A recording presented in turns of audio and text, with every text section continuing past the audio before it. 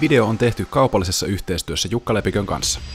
Kaikki tuntuu tällä hetkellä hyvin harmaalta. Täällä on ukkelilla harmaat paidat ja pörssissä on harmaata ja pihalla on harmaata ja kaikki tuntuu siltä, että kaikki on ohi. Mutta käydään katsoa, että mitä siellä markkinoilla tällä hetkellä tapahtuu.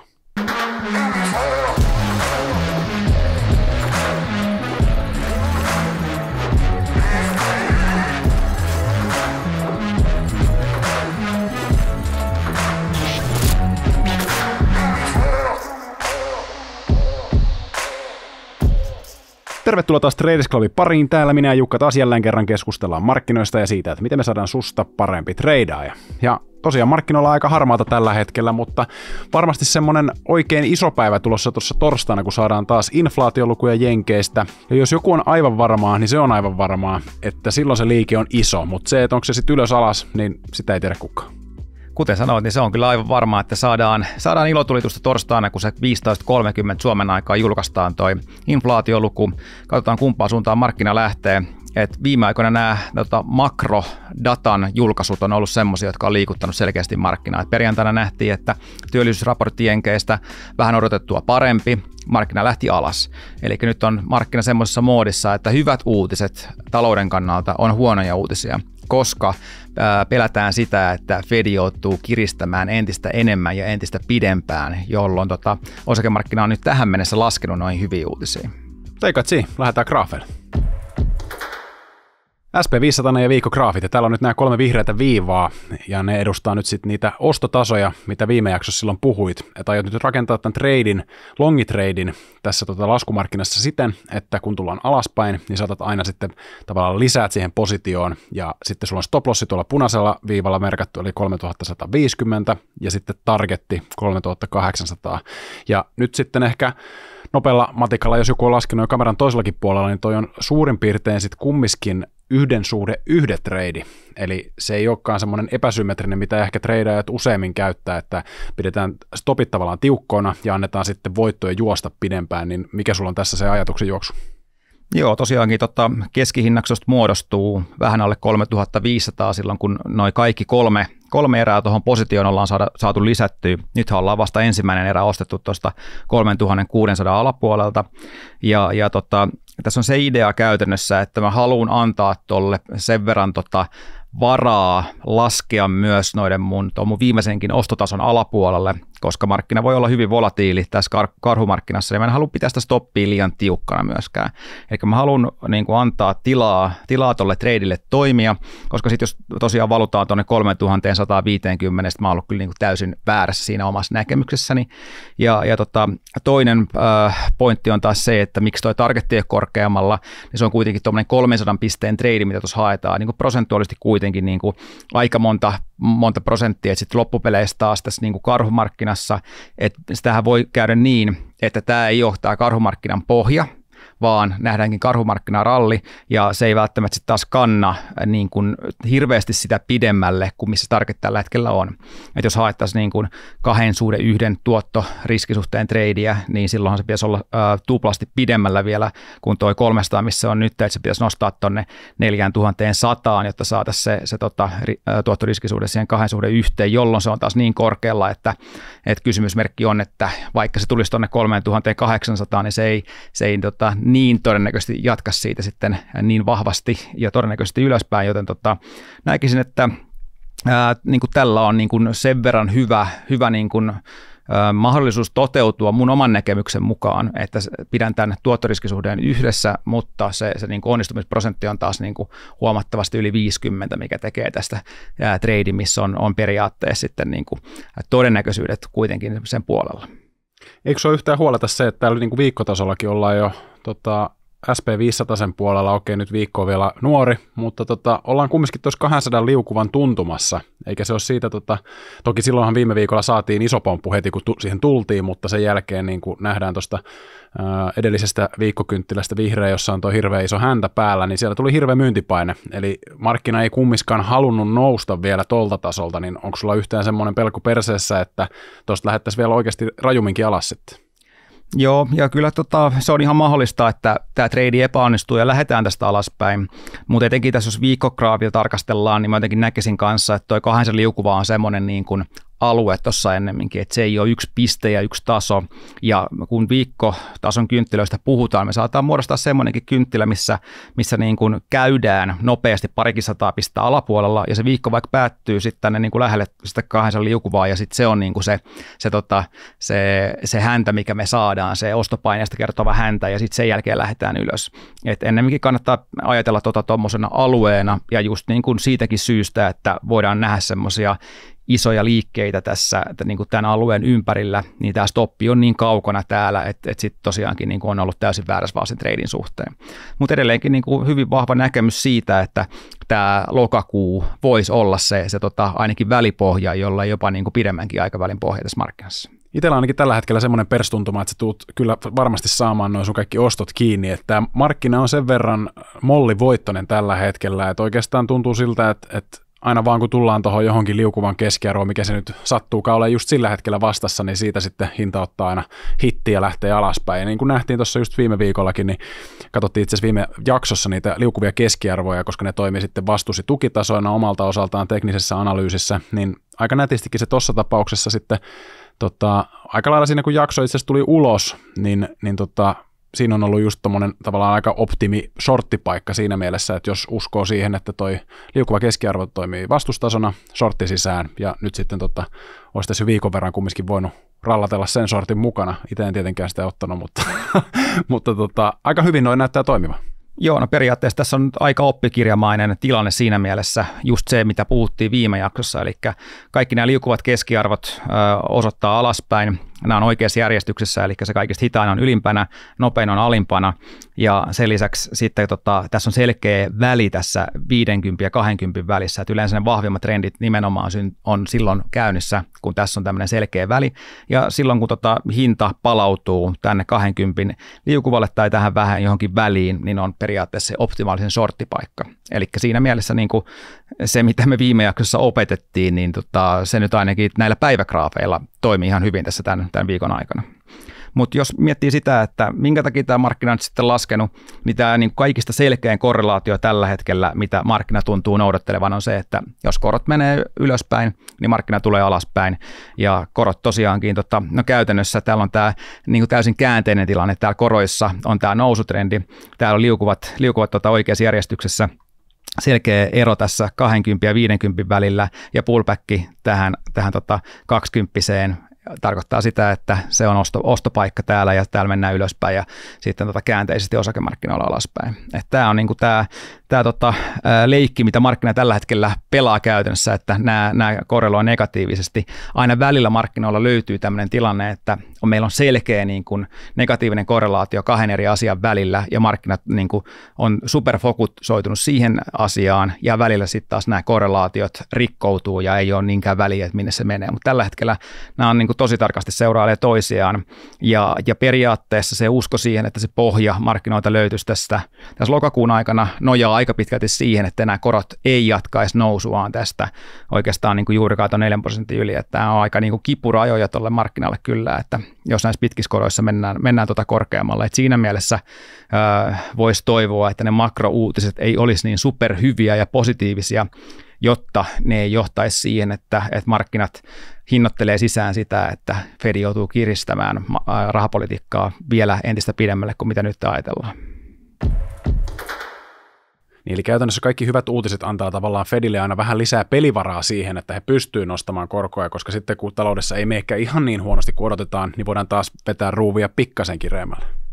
Joo, se on just näin, että käytännössä toi on se peli, mitä markkina tällä hetkellä pelaa ja mihin se on myös fokusoitunut, mutta että jossain vaiheessa toikin saattaa vähän niin kuin flipata päälailleen toi asia, eli esimerkiksi vaikka siinä tilanteessa, kun Fedi vihdoinkin sanoo, että nytten pidetään taukoa koronnostoista, ja käytännössä niin kuin tällä hetkellä, jos katsotaan markkinahinnattelua, niin se tilanne alkaa olla aika pian. Eli vielähän odotetaan, että Fed nostaa 2 kertaa ohjauskorkoa, eli 75 basis pointsia tuossa seuraavassa korkokouksessa, sen jälkeen 50 vielä joulukuussa, ja sen jälkeen ollaan aika lähellä niin kuin sitä tasoa, että minne ollaan menossa.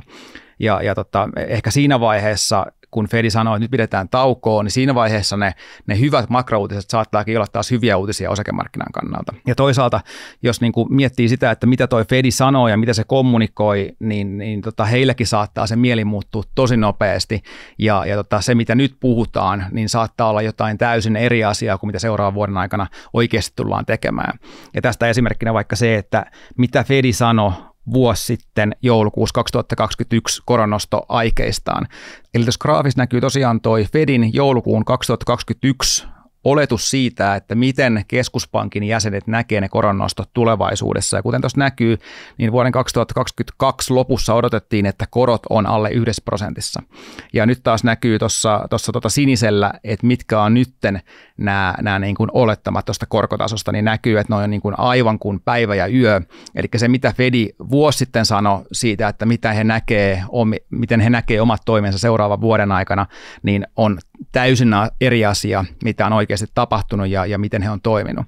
Eli myöskään siihen ei kannata liikaa tuudittautua, että Fedi tekisi niin kuin ne nyt oikeasti sanoo, vaan nämä asiat niin kuin on tosi nopeasti muuttuvia, etenkin tässä niin kuin hyvin mielenkiintoisessa talousympäristössä.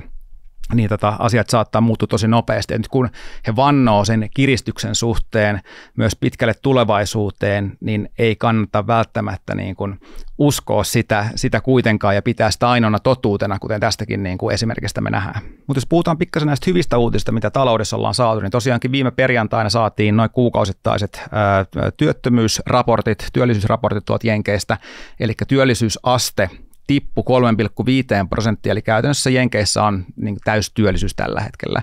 Ja ollaan tuolla käytännössä työttömyysasteen suhteen 40-50 vuoden pohjissa.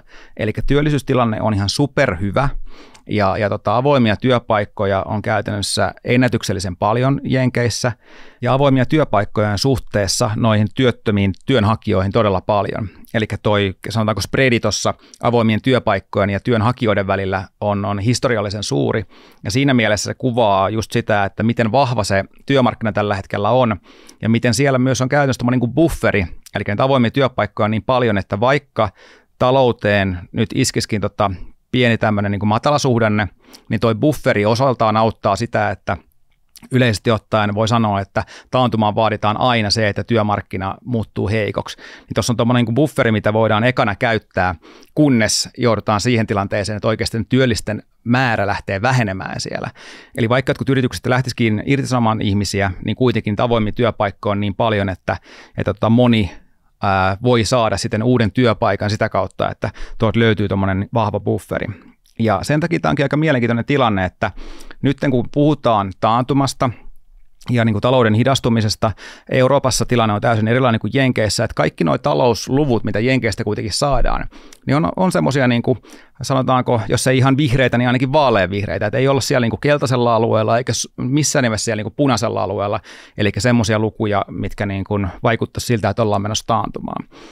Ja siinä mielessä tämä markkinan niin kuin hinnoittelu onkin aika mielenkiintoinen, koska tässä on kuitenkin niin kuin jonkunlainen mahdollisuus siihen, että Jenkeissä niin kuin säästytään isommalta taantumalta ainakin niin kuin lyhyellä aikavälillä.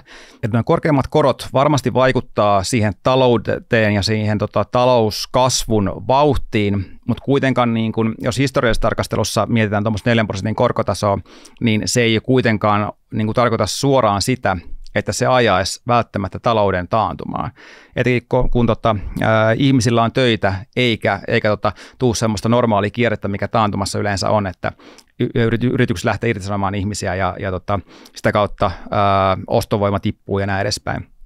Ja nyt kun Jenkeissä kuitenkin palkkainflaatio on suhteellisen korkeata, se on jo yli 5%, yli 6%, riippuu vähän mitä tilastoja katsoo, niin muutaman kuukauden päästä, kun on inflaatioluvut tipahtaa alaspäin, niin periaatteessa se reaalipalkka on käytännössä siellä nollissa, että se kuluttajan ostovoima ei tipu siellä samalla tavalla, kuin se on ehkä nyt tässä niin kuin tämän vuoden aikana esimerkiksi tippunut, ja siten niin kuin se kuluttajakin suhteellisen niin kuin hyvin voi vielä siellä, ja kuten myös tilastoista nähdään, niin kuluttaja kuluttaa ja on supervahva edelleenkin.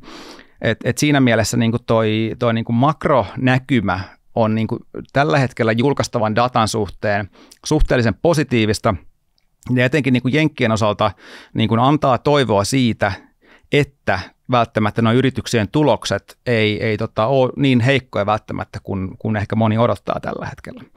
Et tässä on vielä niin kuin, pikkasen tarkempi näkymä siihen avoimien työpaikkojen määrään. Tässä näkyy, että miten hurja toi työpaikkojen kysyntäbuumi tuossa koronapuheen jälkeen oli. Ja nyt vaikka sieltä ollaan lähdetty tulemaan pikkuhiljaa alaspäin ja ollaan 14 kuukauden pohjissa näiden avoimien työpaikkojen suhteen, näkee kuitenkin tämän määrän.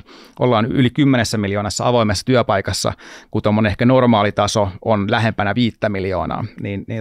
Siinä on aika hurja bufferi työmarkkinan kannalta siitä, että ennen kuin nähdään niin kuin selkeitä heikkoutta ja niin kuin laajamittaisia irtisanomisia, jotka johtaisivat siihen, että työllisten määrä vähenisi tuolla taloudessa. Ja muutenkin tuolla taloudessa tulee ihan niin kuin hyviä uutisia Jenkkien puolelta, että jos katsoo tuommoista Atlanta Fedin bruttokansantuoteennustetta, eli tämä käytännössä ennustaa julkaistavien datojen perusteella sitä kuluvan tai edellisen kvartaalin bruttokansantuotetta ennen kuin se varsinainen bruttokansantuotedata julkaistaan. Ja kolmas kvartaalia, kun ei ole vielä julkistettu, vaikka se on päättynyt, niin tämä ennuste nyt kaikkien niiden niin kuin datapisteiden perusteella, mitä ollaan julkaistu taloudesta, niin on päivittynyt niinkin korkealle kuin 2,9% kolmas kvartaalin osalta. Eli se on se annualisoitu bruttokansantuote. Ja kun ykköskvartaalilla Jenkeissä saatiin -1,6, kakkoskvartaali muistaakseni -0,6, niin käytännössä tämä tarkoittaa sitä, että koko vuoden kasvu kääntyykin jo reaalisesti plussalle. Ja jos nyt kolmoskvartaalilla, niin kuin tässä taloustilanteessa, missä kuluttajat on näin pessimistisiä, energiahinnat on näin korkealla, inflaatio edelleenkin laukkaa näin korkealla, ja talous kasvaa edelleenkin tämmöistä 3% tahtia reaalisesti, mikä tarkoittaa siis nimellisesti yli 10% tahtia. Miten se näkyy se nimellinen kasvu etenkin tuolla yrityksissä? Mehän seurataan yrityksien tuloksia nimellisesti aina. Eli käytännössä se talouskasvu nimellisesti, ne kaikki tuotteet ja palvelut, mitä myydään taloudessa, niin ne näkyy siellä yrityksien liikevaihdossa nimellisesti tämä yli 10% kasvu. Eli käytännössä se kasvuhan on niin kuin suhteellisen hurjaa tällä hetkellä. Ja ottaen huomioon, että toi makrotilanne etenkin työmarkkinan kannalta vaikuttaa siltä, että siellä ei ole ainakaan semmoista täysin välitöntä vaaraa siihen, että saataisiin mitenkään erityisen heikkoja lukuja, niin sekin antaa vielä niin kuin tukea sille, että toi talouskasvu vaikuttaa niin kuin suhteellisen okolta. Että vaikkei talous hirveästi kasvaiskaan, niin se ei ainakaan hirveästi supistu, ja sitten se antaa niin kuin pikkasen selkänojaa noille yrityksille kuitenkin siihen, että voidaan odottaa jonkunlaista pientä tuloskasvua, tai ainakaan sitä, että tulokset ei juurikaan lähde laskemaan. Ja sehän on niin kuin se, mistä me ollaan puhuttu täällä, että jotta markkinat hirveästi lähtee laskemaan näiltä tasoilta, niin vaadittaisiin sitä, että ne tulokset oikeasti lähtisivät droppaamaan kanssa ihan selkeästi. Jos miettii niin kuin näitä datoja, mitä on julkaistu tai ollaan julkaisemassa, niin ei tämä niin kuin ihan super huonolta tilanne näytä, vaikka se saattaa niin kuin tuntua siltä ja kuluttajasta ainakin tuntuu siltä. Tässä on JP Morganin tuosta uusimmasta Guide to Markets-julkaisusta, mikä on pirun hyvä julkaisu, kannattaa käydä googlaamassa se. Sieltä löytyy kymmeniä sivuja mielenkiintoista dataa. Tämä on tämä sama kuluttajaluottamusindeksi, mistä ollaan aikaisemminkin puhuttu täällä, ja siitä, että miten pessimistisiä lukemia tässä ollaan saatu. Ja loppupeleissä tässäkin alkaa olla sellainen tilanne, että kun viime kertoja ollaan tarkasteltu tätä ja me ollaan koko ajan valuttu täällä kuluttajaluottamuksen alaspäin, niin nyt meillä on niin kuin ensimmäinen tämmöinen datapiste, mistä voi sanoa, että meillä on jo potentiaalinen pohja täällä. Nyt kuluttajaluottamus on lähtenyt pikkuhiljaa täältä pohjamudista paranemaan. Eli kuten tästä nähdään, niin usein kun tämä kuluttajaluottamus pohjaa, ja sen jälkeen myös nämä osakemarkkinoiden tuotot 12 kuukauden aikana siitä eteenpäin on erityisen hyviä.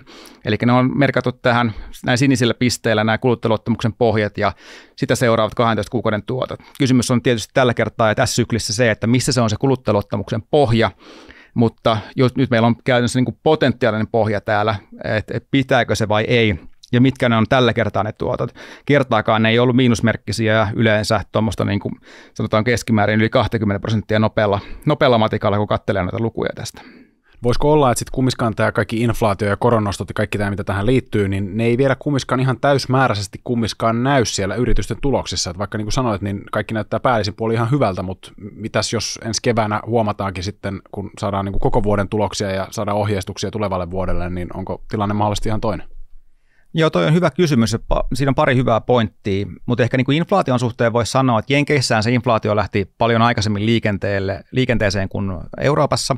Jenkeissä toi korkea inflaation aika on kestänyt jo yli 1,5 vuotta, että sitä kautta se näkyy varmaan aika pitkälti tuolla yrityksien tuloksissa se kustannusinflaatio, ja nyt on kuitenkin jo hyviä merkkejä siitä, että se on pikkuhiljaa lähtenyt monelta osin jo helpottamaan. Jos puhutaan vaikka noista rahtikustannuksista, ne on romahtanut 60-70%, eli kontit liikkuu taas suhteellisen normaalisti ja siihen aika normaaliin hintaan, että aikaisemmin kun ne oli ihan hurjia hintoja, mitä piti maksaa siitä, että sai liikuteltua rahtia, niin nyt ne on niin kuin normalisoitunut. Energiahinnatkin on kuitenkin tullut alaspäin jo siitä tämän vuoden huipusta aika selkeästi, vaikka nyt viimeisen viikon aikana tai viimeisen parin viikon aikana ollaan nähty taas öljyssä selkeätä nousua. Että se ei tietenkään ole hyvä juttu pidemmän päälle, jos öljy jatkaa taas nousua. Metallien hinnat on ollut aika selkeästi laskussa, eli siellä on myös helpottavia tekijöitä sen inflaation suhteen, mutta koronostot on se hyvä negatiivinen pointti tähän keskusteluun, että yleensä se koronostot näkyy selkeällä viiveellä, eli se viive on semmoinen 6 kuukautta, 9 kuukautta, 12 kuukautta, riippuen vähän mistä puhutaan, eli käytännössä kun koronostot aloitettiin vasta tuossa alle 6 kuukautta sitten, niin niiden vaikutus ei missään nimessä näy vielä täysimääräisesti, ja sen takia Fedin ei välttämättä ehkä pitäskään näin nopeata tahtia kiristää ja nostaa niitä korkoja, koska se vaikutus tulee niin paljon sieltä myöhässä, että saatetaan tehdä taas niin kuin rahapolitiikan virhettä kiristämällä liian nopeasti, koska kiristetään vaan joka kokous 50 tai 75 basis pointsia ja ei tiedetä yhtään, että kuinka se oikeasti vaikuttaa talouteen. Oltiin liian myöhässä, kun se aloitettiin, ja nyt voi olla, että vedetään niin kuin liian kovaa sitä jarrua, kun pitäisi vetää pikkasen vähemmän, kuin kuitenkin jonkunlaista heikkoutta tuolla taloudessa nähdään, etenkin globaalissa taloudessa. Ja noiden inflaatiolukujen suhteen voi olla vielä tässä pari kuukautta, että saadaan heikkoja uutisia. Eli kun tuo Atlanta Fedi teki bruttokansantuotemallia, niin Cleveland Fedi taas vastaa tästä inflaatioennusteesta. Eli tämä on taas tämmöinen, joka päivittyy eri datojen perusteella ennen kuin se varsinainen numero julkaistaan. Ja tosiaankin torstaina kello 15.30 saadaan Suomen aikaa se kuluttajahintaindeksi, ja odotetaan, että se nousee 0,2% kuukausivauhdilla. Mutta tämä Cleveland Fedin malli tällä hetkellä ennustaa, että se nousu olisi kuitenkin 0,32%. Eli jos tähän malliin on luottaminen, ja nämä on ollut suhteellisen hyviä nämä mallit, sekä tämä BKT-malli että tämä kuluttajahintaindeksimalli, niin saataisiin taas inflaatioyllätys, semmoinen negatiivinen yllätys, joka käytännössä tarkoittaisi, että markkina todennäköisemmin laskee, jos saadaan toi 0,3 luku tuolta, kun torstaina se julkistus tulee. Ja mikä on vielä huolestuttavampaa, on oikeastaan toi lokakuun numero. Eli näillä datapisteillä, mitä nyt lokakuulta on, niin toi ennustettu kuukausi-inflaation muutos on 0,7%, mikä olisi aika hirveä juttu siinä mielessä, että se inflaation lasku tahti hidastuisi ihan huomattavasti siitä, että mitä se olisi, jos saataisiin tuommoisia 0,1-0,2 lukemia. Eli kuten tuosta alla olevasta taulukosta näkee, niin inflaatio kyllä hidastuu, eli kun se oli viime kuussa 8,3% vuositasolla, niin nyt se tuolla 0,3 lukemalla hidastuisi 8,2%, ja ensi kuussa sitten vähän yli 8%, jos saadaan tuo 0,7% kuukausi-inflaatiolukema. Eli vaikka se hidastuukin sen takia, että nyt alkaa tulemaan niitä vahvempia vertailukausia, niin se hidastumisen vauhti on huomattavasti hitaampi kuin mitä markkina tällä hetkellä toivoisi.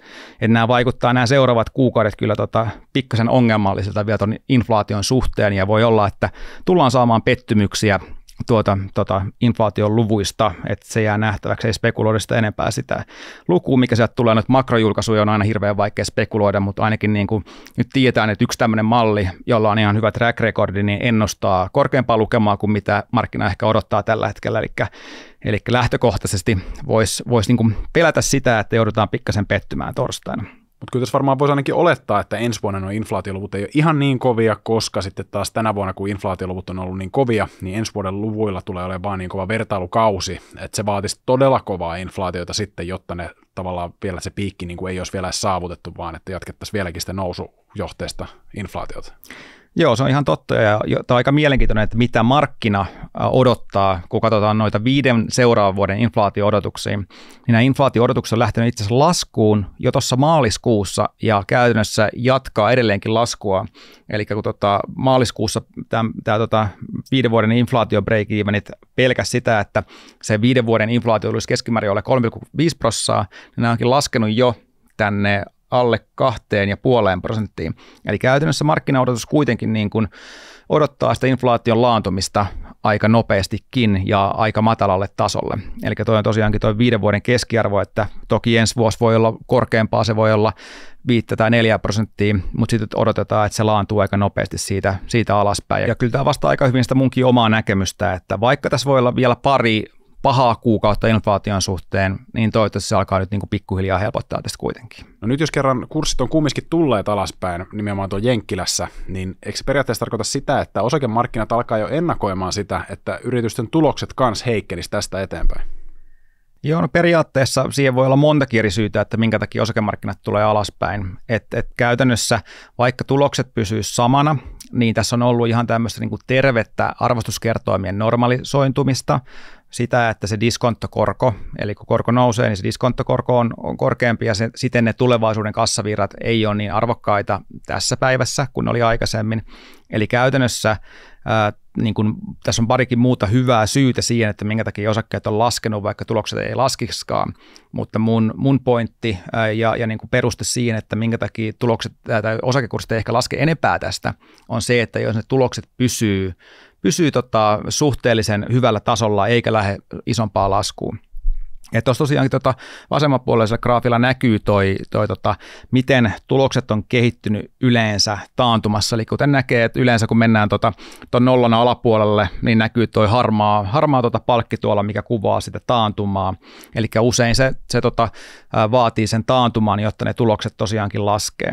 Ja toinen huomio tuossa on myös se, että noin 2 viimeisintä laskumarkkinaa, mitä me ollaan nähty, eli finanssikriisi ja IT-kupla, nehän on 2 vahvinta karhumarkkinaa sitten 1930-luvun. Eli semmoisia karhumarkkinoita, mitä todella harvoin tapahtuu, ne tapahtui tuossa peräkkäin. Ja myös ehkä niin kuin tuloksien näkökulmasta siihen oli syytä, että minkä takia markkinat laski niin pitkään ja niin paljon. Tuommoista ei usein tapahdu, että tulokset tipahtaa noin paljon tai että karhumarkkinat on noin syviä. Ja tässä päästään myös siihen, että tällä kertaa ei välttämättä ole niin kuin noissa viime karhumarkkinoissa, että usein sijoittajat, ainakin ne, jotka nyt tällä hetkellä sijoittaa, niin ehkä muistaa parhaiten noin 2 karhumarkkinaa, tai on ainakin kuullut ehkä eniten niistä, ja ehkä vertaa myös kurssigraafeilla eniten niihin 2 karhumarkkinaan. Siihen oli hyvät syyt silloin, että minkä takia laskettiin niin paljon, että kuten näkyy, niin finanssikriisissä yrityksien tulokset tipahti hetkellisesti 90%. Eli nyt jos vaikka säästytään tuommoisella niin kuin pienellä vaikka 10% tulostiputuksella, niin se ei välttämättä laske niitä kursseja sitten kuitenkaan niin paljon kuin tuommoinen niin kuin äärimmäisen vahva karhumarkkina ja syvä taantuma, mikä on liittynyt noihin 2 edelliseen karhumarkkinaan, mitkä ollaan nähty. Nythän meillä alkaa tällä viikolla tuloskausi, eli saadaan näitä 3. kvartaalin tuloksia, jolloin päästään myös ihmettelemään sitä, että miten siellä yrityksillä oikeasti menee. Eli tuossa oikeanpuolimaisessa graafissa nähdään, että mikä on tuloskasvuodotus eri sektoreilla. Eli siellä on ihan selkeästi hajontaa, eli kaikilla sektoreilla ei selkeästikään mene tällä hetkellä hyvin, mutta kuitenkin kun nuo kaikki sektorit lasketaan yhteen ja tarkastellaan SP5 koko sitä tuloskertymää, niin kaikki alat odotetaan tuommoista 4% tuloskasvua. Eli käytännössä, kun viime vuonna 3. kvartaalilla tehtiin kaikkien aikojen paras 3. kvartaali, nyt odotetaan, että tulokset kasvaa 4%. Usein noi odotukset on sen verran matalia, että ne viitataan, eli varmaan saatetaan päätyä sinne jonnekin 6, 7, 8% tuloskasvuun, jos tuo odotus on niinkin alhainen kuin 4. Ja sekin taas kuvaa sitä, että kaikki se, mitä maailmalla tällä hetkellä niin kuin on tapahtunut ja missä ympäristössä me eletään, niin siltikin me tehdään kaikkien aikojen ennätystuloksia. Eli siinä mielessä niin kuin suhteellisen hyvä tilanne edelleenkin tuolla yrityksillä, vaikkakin näkyy, että tuolla kuitenkin tuo hajontaa löytyy, että tietyt sektorit osoittaa heikkoutta, mutta sitten taas niin kuin sitä vahvuutta löytyy sieltä toisilta sektoreilta. Et vaikka niin kuin se peruste, että energiahinnat on niin korkealla, niin sen takia talous menee taantumaan, niin jos energiahinnat on korkealla, niin nämä energiayhtiöt tekee silloin ihan huipputulosta, että jonnekin niin kuin se tulos aina kertyy, ja kun me tarkastellaan sitä koko indeksiä, niin siellä on niitä voittajia ja häviäjiä, niin kuin tästä huomaa, ja se kokonaisuus on kuitenkin plussalla, vaikka nimenomaan just sen energiahinnat on niin korkealla. Ja tosiaan, kuten sanoin, niin tällä viikolla alkaa tuloskausi, eli keskiviikkona alkaa oikeastaan noin kaikista isoimmat yrityksistä raportoimaan tuloksista, eli Pepsi aloittaa keskiviikkona, sen jälkeen toi Taiwan Semiconductor ja Delta, BlackRock, Domino's torstaina, perjantaina sitten noita isoja pankkeja, JP Morgan ja Morgan Stanley ja Cityä muun muassa. Eli sieltä lähtee tuloskausi käyntiin, ensi viikolla onkin sitten jo paljon kovempi viikko, silloin on muun muassa Teslan tulos, ja sitten sitä seuraavalla viikolla on noin kaikista isoimmat nimet, Applet, Microsoftit, Googlet, Amazonit, Facebookit ja niin edespäin. Mutta mielenkiintoista nähdä tuloskaudella, että minkälaisia tuloksia se raportoidaan. Jos miettii noita odotuksia, niin ne on aika alhaiset tälle tuloskaudelle. Osakekurssit on kanssa niin kuin oikeastaan nyt vuoden pohjissa, niin siten vaikuttaa siltä, että odotukset on aika matalalla, joten aika paljon pahaa on hinnoiteltu jo sisään. Eli nyt jos vähänkin niin kuin raportoidaan odotuksia parempia tuloksia, niin mä luulen, että tuo voi olla niin kuin hyvinkin nousuvaraa monessakin yhtiössä, että odotukset on vedetty niin alas, että tämä tuloskausi voi ehkä olla se niin kuin pelastava oljenkorsi tässä tilanteessa, mikä aiheuttaa sitten sen pompun tuolla markkinoilla. Tervetuloa taas tänne teknisen analyysiosion pariin. Tänään katsotaan vähän erityyppisiä indikaattoreita tuolta graafeilta. Ja jos nyt alkuun katsotaan tätä SP500 päivägraafia, niin viime kerralla kun katsottiin niitä liukuvia keskiarvoja, niin ehkä semmoinen lisäys vielä niihin liukuviin keskiarvoihin. Teknisessä analyysissä, jos tämä nopeampi liukkuva keskiarvo ylittää tai alittaa hitaamman keskiarvon, niin se voidaan sitten nähdä joko negatiivisena tai positiivisena signaalina. Ja nyt tässä tapauksessa, kun toi nopeampi 20 EMA tulee tuolta yläpuolelta, ja tulee halkaisemaan tuon 200 liukuvan nimenomaan ylhäältä alaspäin, niin se nähdään teknisessä analyysissä negatiivisena signaalina, eli silloin oletus on, että se hinta jatkaa vielä ainakin jonkun verran alaspäin. Ja sitten taas totta kai, jos hinta tulee tuolta alhaalta ylöspäin ja ylittää sitten tuon hitaamman keskiarvon, niin silloin se nähdään positiivisena signaalina, voidaan olettaa, että momentum jatkuu sitten taas ylöspäin. Ja tänään kun me katsotaan näitä erityyppisiä indikaattoreita, niin ensin meillä on tässä tämä MACD, eli Moving Average Convergence Divergence. Sairaan makea sana ja ihan hirveän vaikea lausua, mutta MACD tällä alkaa verien kesken. Mutta menemättä tarkemmin tähän niin kuin matemaattiseen kaavaan, että miten tätä MACDtä lasketaan, niin tämäkin liittyy siis liukuviin keskiarvoihin ja niiden väliseen suhteeseen. Ja se, miten tätä niin kuin ihan perustasolla luetaan, niin tulee katsoa sitä, että miten tuo sininen käyrä tuolla MACD-graafilla leikkaa ton oranssin viivan. Silloin kun sininen viiva leikkaa tämän oranssin viivan ylhäältä alaspäin, saadaan myyntisignaali, ja sitten taas kun tämä sininen viiva leikkaa ton oranssin viivan alhaalta ylöspäin, niin saadaan sitten ostosignaali. Eli nyt näissä nuolten kohdissa periaatteessa meillä olisi tuolla aiemmassa myyntipaikka, ja sitten taas tuolla kauan tai oikeammalla, niin siellä olisi sitten toi ostopaikka suurin piirtein näillä kohdin. Juurikin näin. Eli tuossa saadaan eka myyntisignaali, sen jälkeen ostosignaali, sen jälkeen käytännössä saadaan tässä uusi myyntisignaali, sen jälkeen ostosignaali ja myyntisignaali. Eli näissä kohdissa, kuten tänä vuonna nyt on ollut, niin markkina on aika hyvin trendannut. Ollaan saatu pitkiä trendejä. Ja silloin tämän tyyppiset indikaattorit toimii aika hyvin. Eli ne onnistuu jokseenkin tunnistamaan näitä pitkiä vahvoja trendejä ja niiden käännöskohtia. Mutta mikä näissä indikaattoreissa on yleensä niin kuin se heikkous, on se, että väli tulee sellainen tilanne, kun markkina pomppii ylös ja alas ja saadaan nopeassa tahdissa ostosignaaleita tässä kohtaa liian myöhään. Silloin kun ollaan käytännössä tuossa huipussa, sen jälkeen saadaan saman tien aika nopeasti myyntisignaali. Se markkina menee ehkä muutaman kynttilän alaspäin. Sitten saadaan taas ostosignaali tuossa käytännössä ihan huipussa, myyntisignaali. Tämä on niin kuin tämän tyyppisten indikaattoreiden heikkous, että silloin kun markkina ei liiku vahvasti yhteen suuntaan, kuten vaikka esimerkiksi tässä kohtaa, ja sen jälkeen käänny ja mene vahvasti heti toiseen suuntaan, niin nämä antaa usein tämmöisiä vähän mixed signals, eli tulee niin kuin vääriä virhesignaaleita, ja usein ne saattaa osua justiinsa niin kuin siinä väärässä hetkessä hetkessä, eli annetaan ostosignaali justiinsa, kun markkina onkin kääntymässä alas ja toisinpäin. Mutta silloin, kun markkina trendaa mukavasti ja jotta nähdään vahvoja trendejä, niin näistä saa niin kuin hyviäkin signaaleita, ja tänä vuonna, kun liikkeet on ollut tosi vahvoja, niin loppupeleissä nämä signaalit on ihan hyviä. Et yksi tapa, miten tätä voi niin kuin parantaa, on ehkä se, että ottaa vaan markkinan päätrendin mukaisia signaaleita. Eli tänä vuonna ollaan otettu näitä shorttisignaaleita pelkästään, ja oikeastaan voidaan niinkin yksinkertaisesti filtteröidä sitä trendiä, kun että ollaanko tämän 200 liukuvan keskiarvon yläpuolella vai alapuolella. Eli sen jälkeen, kun ollaan oltu 200 liukuvan keskiarvon alapuolella, niin aletaan ottamaan näitä shorttisignaaleita täältä pelkästään. Eli jätetään silloin nämä longisignaalit ottamatta. Tässäkin oikeastaan se longisignaali tulee tässä kohtaa, sen jälkeen ehkä yksi kynttilä oltaisiin menty vielä niin kuin vahvasti ylöspäin, ja sen jälkeen ollaankin menty sivuttaa ja taas alaspäin. Eli sitten ottaisiin vaan tämä shorttisignaali täältä, ja sen jälkeen tämä seuraava shorttisignaali täältä. Eli näissä kohdissa sitten on niin kuin ehkä se riski-tuottosuhde parempi. Ja tämä ehkä korostuu vielä semmoisessa markkinassa, joka ei ole ihan näin volatiili kuin mikä tämä tänä vuonna on ollut. Eli nousumarkkinat yleensä tuppaa olemaan pikkasen tasaisempia ja niin kuin hitaampia siinä mielessä, että täällä jos katsoo sitä, että missä kohtaa nyt kun ollaan nousutrendissä, niin otetaan vain näitä ostosignaaleita, niin missä kohtaa tämä sininen leikkaa tämän oranssin, niin saadaan tuossa kohtaa ostosignaali, tässä kohtaa ostosignaali, täällä kohtaa ostosignaali. Oikeastaan sen jälkeen käännytäänkin sitten alaspäin tuolla trendissä. Eli periaatteessa ainakin tuolla filtteröinnillä on niin kuin keskimäärin pikkasen parantaa sitä onnistumisprosenttia, että ottaa vaan sen niin kuin päätrendin mukaisia signaaleita tuolta ja ei ota ihan jokaista signaalia, niin se parantaa pikkasen onnistumisprosenttia. Ja tämän MACD lisäksi toinen samantyyppinen indikaattori, joka on ehkä toinen näistä suosituimmista, mitä tradeajat käyttää, on sitten RSI, eli Relative Strength Index.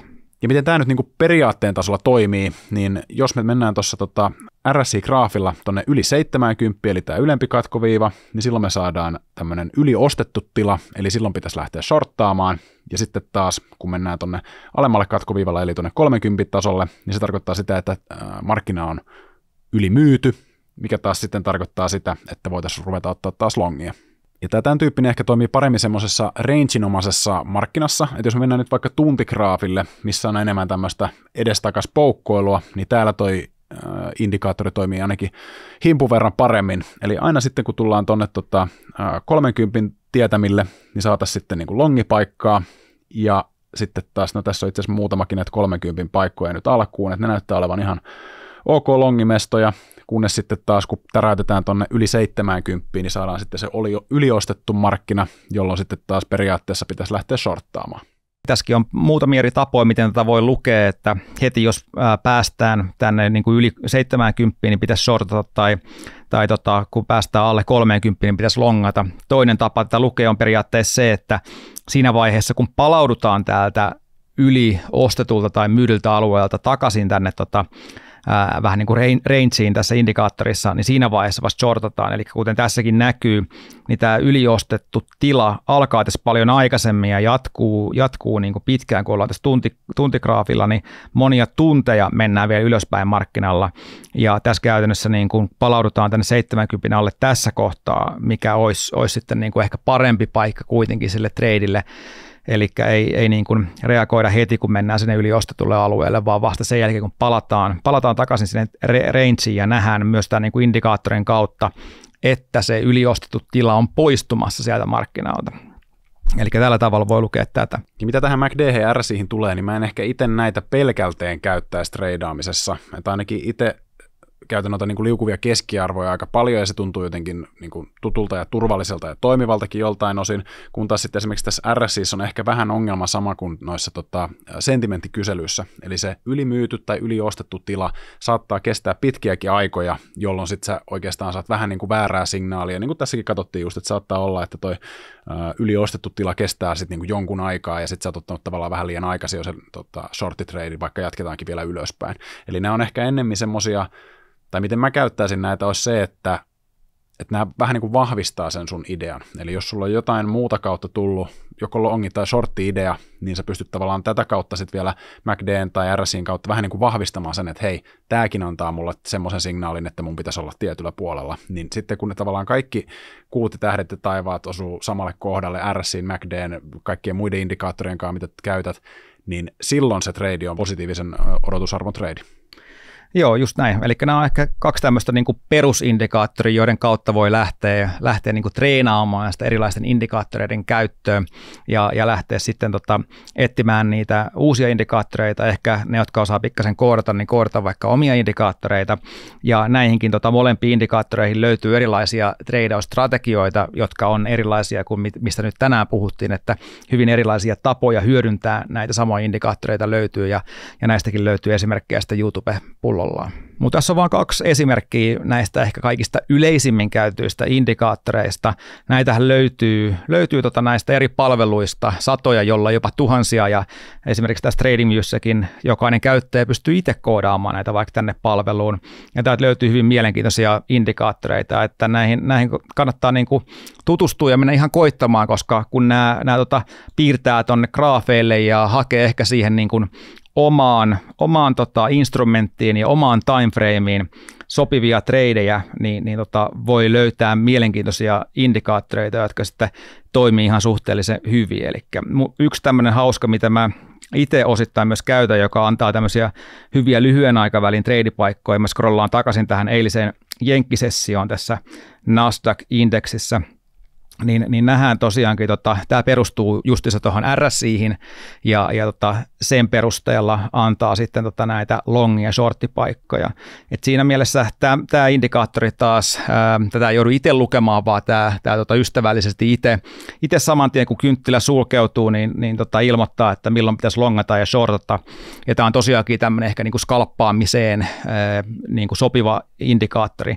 Eli käytännössä niin kuin muutaman kynttilän mittaisia lyhyitä skalppitreidejä pystyy tekemään tällä. Eli kuten tässä näkyy, niin tämä on niin kuin ainakin eilisenä päivänä suhteellisen hyvin toiminut, eli tämä antaa longisignaalia, shorttisignaalia, longisignaalia, shorttisignaalia molempiin suuntiin aika niin kuin hyvistäkin paikoista, ja välillä tulee niin kuin superhyviäkin ja pitkiäkin trendejä näissä, että tässä on niin kuin yksi mitä itse käytän ja mikä mulla on graafeilla näkyvillä. Kannattaa etsiä näitä erilaisia indikaattoreita, mitkä sattu sitten niin kuin sopimaan siihen omaan treidaustyyliin. Että tämä mun skalppaustyyli, mitä niin kuin teen päivän sisällä, niin ei välttämättä sovi kaikille, mutta erilaiset niin kuin trendin seurausindikaattorit saattaa sitten olla parempia semmoisille treidaajille, jotka tekee enemmän ehkä swing-tyyppistä kauppaa, eli ne saattaa olla sitten useampia päiviä, vaikka ne treidit sitten päällä. Ja lopuksi vielä totta kai kurkkaus meidän salkkuihin. Ja sulla, Jukka, niin sulla on pieniä muutoksia ainakin tullut salkkuun tässä viime viikon aikana. Joo, tuottokäyrä on ainakin lähtenyt pitkästä aikaa laskuun, eli viime viikolla oltiin vielä tuolla 28% ja nyt ollaan vaan 21% tämän vuosituoton suhteen, eli alaspäin ollaan tultu. Se osittain johtuu siitä, että mulla oli noita useampia tradeja salkus päällä ja mentiin ylöspäin ja en myynyt niitä, mikä on ollut tänä vuonna niin kuin hyvät strategia, että myy heti, kun noi on voitolla noin tradeit. Nyt useampi meni jo käytännössä stoppiin, ne saattoi olla niin kuin edellisten pohjien alla, mihin mä olen laittanut stopin, eli ei välttämättä monenkaan prosentin stoppia, 1-2% stoppeja, esimerkiksi QT, joka kävi melkein 10% voitolla, niin päätyi stoppiin pienellä tappiolla. Eli tuo yleinen markkinalasku on kyllä rokottanut salkkua, nyt kun sinne on muutamia rivejä ottanut, ja muutenkin viime viikolla otin pari huonoa tradea tuossa, siinä meni 2% noista tuotoista. Mutta kuten tuossa käytiin graafilla läpi, niin noin 3 ostopaikkaa tähän niin kuin isompaan tradeen. Ensimmäinen niistä on tuolla salkussa ja katsotaan, että jos markkina tulee tällä tai ensi viikolla alaspäin, niin otetaan se täyspositio ja katsotaan, että lähteekö markkina ylöspäin vai mennäänkö tuonne stopin puolelle. Eli osa tämän vuoden tuotoista saatiin jo hassattua, niin kai tässä on vielä 10% varaa hassaa noita vuoden tuottoja, että sitä enempää ei viitti hävitä noista, kun hyvä vuosituotto on kuitenkin. Niin toivottavasti seuraava trade onnistuisi, koska nyt on tullut pari huonoa tradea tähän putkeen, mutta se kuuluu asiaan. Että onhan tässä hyvin mennytkin oikeastaan tuosta kesäkuusta lähtien, että aika tasaisesti ylöspäin oikeastaan niin kuin longitradeilla samaan aikaan, kun markkina on mennyt alaspäin, niin ollaan kuitenkin hyvin tyytyväisiä tähän nykytilanteeseen ja katsotaan jos seuraava trade taas onnistuisi pikkasen paremmin kuin nuo viime tradeit. Mutta sun salkussa ei ilmeisesti mitään isompia muutoksia, sä odotat edelleenkin jonkunlaista isoa crashia tuolla markkinalla ennen kuin uskallat tulla isommin sisään. Juurikin näin. Ei ole mitään tapahtunut salkussa. Sortti rullaa edelleen. Se, mikä tuli otettu jo silloin yli kuukausi sitten, se on onneksi nyt ihan hyvin tuottanut. Toivotaan nyt, että se pysyisi vielä hengissä tässä tämän torstaisen inflaatioluvun jälkeen. En usko, että sieltä tulee mitään, tai saattaa olla, että sieltä tulee iso, tai siis se on varmaan, niin kuin puhuttiin, että sieltä tulee iso liike, mutta se, että onko se ensin vaikka ylös ja sen jälkeen alas, tai pelkästään alas, niin mulla on vaan jotenkin se, mä sanoisin, että se on yli 50% chanssi, että se markkina lähtee alas sitten päivän päätteeksi ainakin. Sitähän nyt ei tiedä kukaan sitten, mitä siinä käy, mutta mielellään kyllä pidän vielä sortin salkussa vähän suojaamassa edes, koska muuten siellä kumminkin on noin 50% rahoista pistetty töihin, niin kiva, että siellä on edes joku pieni suoja sitten suojaamassa salkkuun. Okei, eli sovitaan näin, eli inflaatioluvusta lähdetään vielä alaspäin, käydään hakemassa ne mun kaksi positioon mukaan, ja sen jälkeen markkina voi kääntyä ylöspäin, ja ehkä säkin uskallat siinä vaiheessa ostaa sitten jo jotain täytettä tuonne salkkuun. Sitten saa luvan nousta, joo. Et sitten kun ajatellaan sulle vielä se longitrade täyteen, niin sitten mä annan luvan, että sitten saa lähteä kyllä. Noniin. Mä otan sen sortin pois siinä vaiheessa, sitten sieltä tulee se 10, eka 10-backeri salkkuun, niin mä oon tyytyväinen siinä vaiheessa. No loistavaa, katsotaan missä tilanteessa ollaan viikon päästä. Tehdään näin. Ja se on taas tällä kertaa tässä. Eli samat vanhat tutut jutut taas. Pistäkää peukkua, pistäkää kanavaa tilaukseen. Kommentoikaa vaikka sen videon alle, että millaisia indikaattoreita te olette tottunut käyttämään teidän treidauksessa. Voidaan esimerkiksi vaikka ottaa niitä käsittelyyn täällä sitten, että jos sieltä löytyy jotain uusia, mistä me ei edes vaikka tiedetty, tai ylipäätään laittakaa ideoita siihen, että mistä haluaisitte kuulla lisää, niin käydään sitten tulevissa jaksoissa niitä. Mutta ensi viikko, morjens. Hyviä treidejä.